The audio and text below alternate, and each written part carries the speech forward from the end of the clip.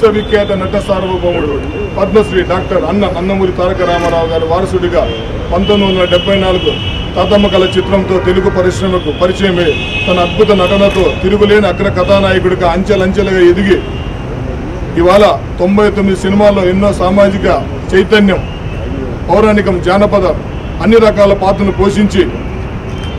పోషించి ఇవాళ ఆయన వారసత్వంగా భారతదేశంలోనే మొట్టమొదటిసారిగా 100 చిత్రాలు పూర్తి చేసుకున్న తొలి తెలుగు అగ్ర కథానాయకుడు మా అన్నయ్య నందమూరి బాలకృష్ణ గారు.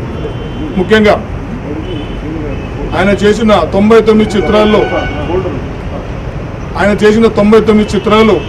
అభిమానులను దృష్టిలో పెట్టుకొని, తెలుగు ప్రజలను దృష్టిలో పెట్టుకొని సామాజిక బాధ్యత ఎన్నో సినిమాలు చేసి ఇవాళ 100వ చిత్రంగా గౌతమిపుత్ర శాతకర్ణి చిత్రాన్ని రూపొందిస్తున్నారు.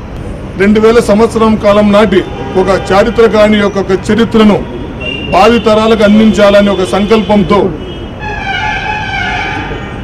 శాతవాహన సార్వభౌముడు గౌతమిపుత్ర శాతకర్ణి కథాంశంతో మనం ముందుకు రాబోతున్న శుభ సందర్భంగా భావి తరాలకు ఈ చారిత్రకాని యొక్క చరిత్ర అవసరమని చెప్పి అంజనీపుత్ర క్రిష్ దర్శకత్వంలో బసవతారక పుత్ర మా అన్నయ్య నందమూరి బాలకృష్ణ గారు తన 100వ చిత్రంగా ఈ చిత్రం చేసిన శుభ సందర్భంగా అఖండ భారతదేశంలో ప్రసిద్ధిగాంచిన సర్వమత పుణ్యక్షేత్రాలలో 100 కేజీల కుంకుమార్చన చేస్తూ, అలాగే 23 శివలింగాలలో రుద్రాభిషేకాన్ని నిర్వహించి సర్వమత దేవాలయాలలో ప్రార్థనలు చేసి ఈ పవిత్ర కార్యం బాలయ్య బాబు సుఖ సంతోషాలతో నిండు నూరేళ్లు ఆరోగ్యాలతో ఉండాలని, మా అభిమానులు ఆయనకి జీవితాంతం ఇలాగే ఉంటామని, అలాగే ఈ చిత్రం దర్శకత్వం వహించిన దర్శకుడు, నిర్మాతలు అందరూ కూడా ఆరోగ్యాలతో ఉండాలని కోరుకుంటూ, అంతేకాకుండా ఈ మహాపుణ్యకారం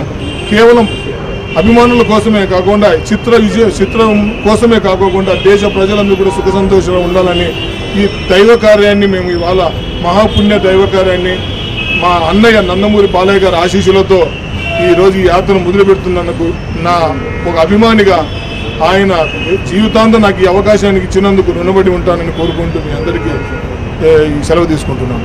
శతచిత్ర యోధ శతమానం భవతి అని ఒక గొప్ప కార్యక్రమం తలపెట్టిన జగన్ని మనస్ఫూర్తిగా అభినందిస్తూ అండ్ మా యూనిట్ అంతా తరఫున, నందమూరి అభిమానుల తరఫున గౌతమి పుత్ర శాతకర్ణిగా ఆయన చూడబోతున్న విశేష తెలుగు ప్రేక్షకుల తరఫున మరొకసారి అభినందిస్తున్నాను. Thank you so much.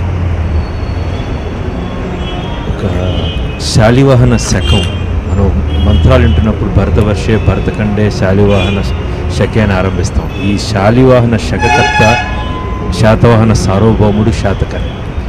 ఒక తెలుగువాడు ఒక దేశం మొత్తాన్ని ఊహించి, ఒక దేశాన్ని అనేక ముక్కలుగా ఉన్న గణరాజ్యాలన్నీ ఒక అఖండ రాజ్యంగా కలిపిన శాతకర్ణి, ఆయన చక్రవర్తి అయిన రోజు ఉగాదిగా మనందరం జరుపుకుంటున్నాం. అలాంటి ఒక గొప్ప వ్యక్తి గురించి, ఒక గ్రేట్ వారియర్ గురించి మనకు తెలియపోవటం మన దురదృష్టకరం. ఇప్పుడు ఈ చిత్ర రూపంలో మనందరి ముందుకి శాతకర్ణి యొక్క కథ బయటకు వస్తుంది. దీనిని రిలీజ్కి ముందు ఈ 99 చిత్రాలు పూర్తి చేసుకొని బాలయ్య బాబు 100వ చిత్రంగా వస్తున్నప్పుడు గమ్మత్ ఏంటంటే శాతకర్ణి అంటే 100 చెవులు కలవాడు అని అర్థం. అదేవిధంగా శతకర్ణుడు అని 100 కరములు కలివాడు అని కూడా అర్థం. 100వ చిత్రం కావటం ఇవన్నీ కాకతాళీయం అండ్ ఏదో ఒక దైవానుగ్రహం.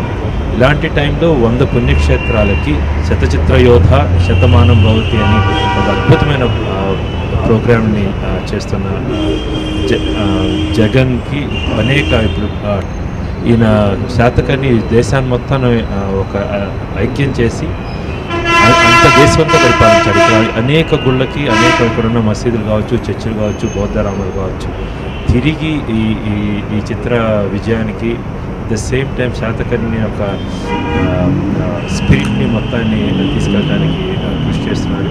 And thank you so much Jagan and all the very best. సంవత్సరం క్రితం పెద్దరేవు దగ్గర సుబ్బరాజు గారు లేఅవుట్లో కొనుక్కున్నాను, గుర్తుందా?